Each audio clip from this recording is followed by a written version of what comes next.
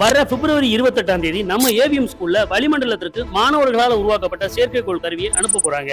நம்ம சிவகங்கை மாவட்டம் AVM public matriculation higher secondary ஸ்கூல்ல அருணோதயம் மாணவர்களால் உருவாக்கப்பட்ட செயற்கைக்கோள் கருவியை வச்சு வளிமண்டலத்தில் உள்ள ஓசோன் படலத்தையும் தாண்டி ஆய்வு செய்ய போறாங்க. சமீபத்துல அங்க நுண்ணுயிர்கள் இருக்கும்னு ஒரு ஆய்வுல சொன்னாங்க. அது உண்மையானதான்னு ஆய்வு செய்ய போறாங்க. அங்க உள்ள வெப்பநிலை எப்படி இருக்குன்னு பார்த்து அங்க உள்ள நுண்ணுயிர்களை எடுத்துட்டு வந்து ஆய்வு செய்ய போறாங்க.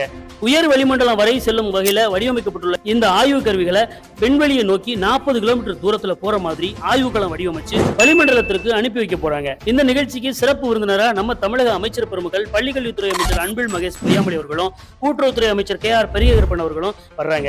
இவங்களை வர வச்சு பெரும் முயற்சி எடுத்து உலகளவில் வளர்ந்து வரும் நம்ம அறிவியல் தொழில்நுட்பங்களை கற்க செய்யணுங்கிற நல்ல நோக்கத்தோட நம்ம ஏவிஎம் பள்ளியினுடைய மாணவர்களை வச்சு சாதனை படைக்கும் விதமா உருவாக்கி வரக்கூடிய பள்ளியினுடைய சேர்மன் செல்வின் அன்பரசு அவர்களும் இந்த நிகழ்ச்சியை ஒருங்கிணைச்சு நடத்தி வர்றாங்க. வளிமண்டலத்துக்கு அனுப்பக்கூடிய செயற்கைக்கோள் கருவியை நீங்க பார்க்கணும்னு நினைச்சீங்கன்னா வர பிப்ரவரி 28ஆம் தேதி நம்ம ஏவிஎம் ஸ்கூலுக்கு காலையில 9:30 மணிக்கெல்லாம் வந்துருங்க.